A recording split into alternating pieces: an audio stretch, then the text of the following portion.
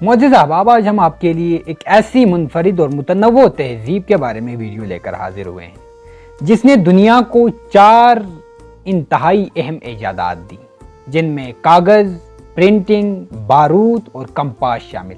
ایک ایسی منفرد اور متنوع تہذیب جو اس قدر منفرد تھی کہ کبھی کبھار وہ دنیا کی سب سے لمبی ترین مضبوط ترین دیوار بنا دیتی تھی اور کبھی کبھار 3 سال کے بچے کو بھی بادشاہ بنا لیتی تھی۔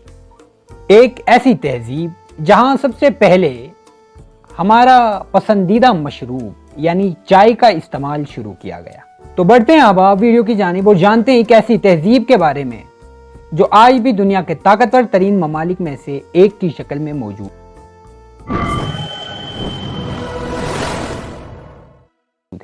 السلام علیکم احباب، میں ہوں عبید ثاقب اور آپ دیکھ رہے ہیں میرا یوٹیوب چینل۔ اگر آپ نے ابھی تک ہمارا چینل سبسکرائب نہیں کیا ہے تو ہمارا چینل سبسکرائب کریں اور بیل آئیکن پر کلک کریں تاکہ ہماری ویڈیو سب سے پہلے آپ تک پہنچے۔ قدیم چائنا کی تہذیب دنیا کی 4 قدیم ترین تہذیبوں میں سے ایک تہذیب ہے۔ چائنا اپنی سب سے منفرد اور مختلف ثقافت، فلسفہ اور طرز زندگی کی وجہ سے پوری دنیا سے الگ ہے۔ یہ تہذیب زرد دریا یعنی یلو ریور اور دریائے ینگزی کے کنارے آباد تھی۔ یہ تہذیب ایسٹ ایشیا کی سب سے غالب ترین تہذیب تھی جس کا اس علاقے میں سب سے زیادہ اثر رہا۔ چینی زبان، ان کے برتن، ان کا فن تعمیر، ان کی موسیقی، رقص اور ادب، ان کا مارشل آرٹ، پکوان، ان کی فنون لطیفہ، فلسفہ، کاروباری آداب، ان کا مذہب، سیاست اور تاریخ اس قدر پر اثر اور متنوع تھے کہ ایک دنیا ان کے زیر اثر رہی۔ چین کے لوگ اپنی قدیم روایات اور تہواروں سے ابھی تک وابستہ ہیں۔ تاریخ چین کی بات کی جائے تو اس کی تحریری روایات قریباً 1250 عیسوی سے شروع ہوتی ہیں، جب چائنا میں شانگ خاندان کی حکومت تھی۔ چین دور اور ابتدائی چنگ دور میں چینی حکومت نے لوگوں کو 4 طبقوں میں تقسیم کر رکھا تھا، جو زمیندار، کسان، کاریگر اور تاجر تھے۔ زمیندار اور کسان 2 بڑے طبقے تھے جنہیں معاشرے میں بے انتہا اختیارات حاصل تھے، جبکہ تاجروں اور کاریگروں کو ادنا ذاتوں میں شامل کیا جاتا تھا۔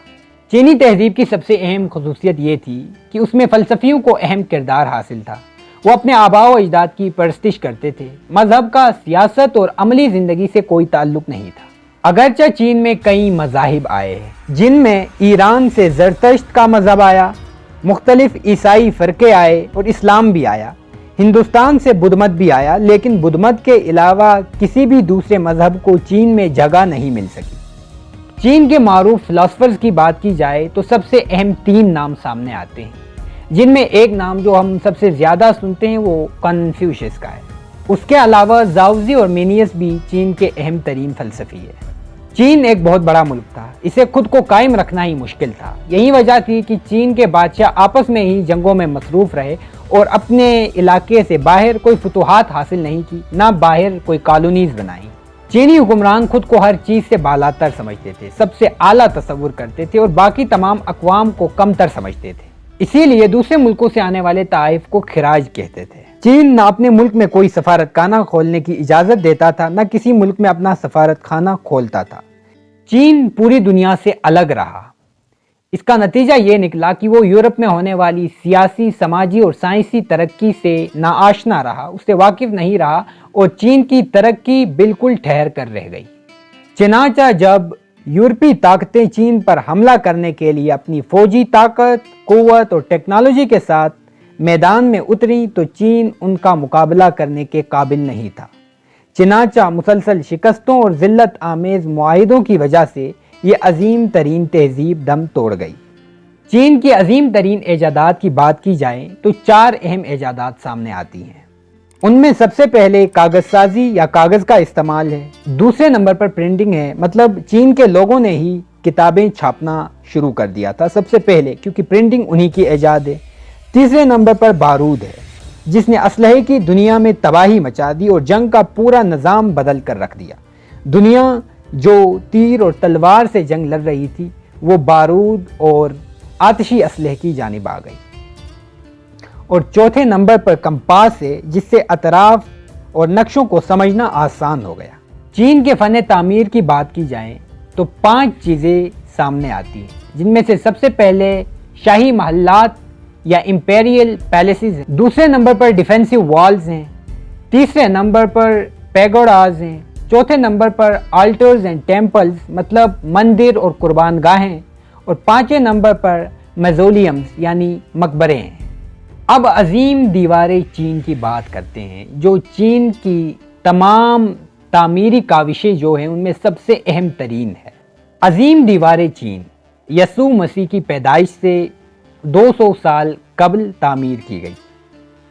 یہ چین کے بادشاہ چین شی ہوانگ نے اپنے ملک کو دشمنوں سے محفوظ رکھنے کے لیے شمالی سرحد پر تعمیر کی۔ چین کے دشمن اس زمانے میں تاتار یا منگولز تھے جو وسط ایشیا میں کافی طاقتور تھے۔ اس دیوار کی لمبائی قریباً 1500 میل ہے اور یہ 20 سے لے کر 30 فٹ تک اونچی ہے۔ چوڑائی نیچے سے 25 فٹ اور اوپر سے 12 فٹ کے قریب ہے، اور ہر 200 گز کے فاصلے پر پہرے داروں کے لیے مضبوط پناہ گاہیں بنی ہوئی ہے۔ یہ دیوار دریائے لیانگ سے منگولیا اور تبت کے سرحدی علاقوں تک پھیلی ہوئی ہے۔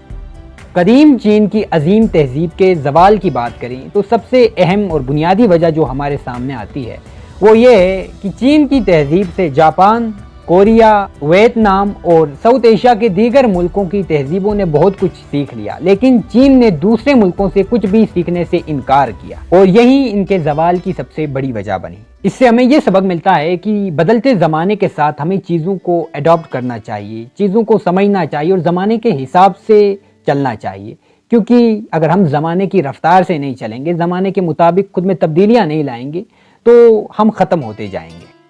یہ تھی اب ہماری دنیا کی قدیم اور عظیم تہذیبوں میں سے ایک چائنا کی تہذیب کے بارے میں ویڈیو۔ امید ہے آپ کو یہ ویڈیو بھی پسند آئی ہوگی۔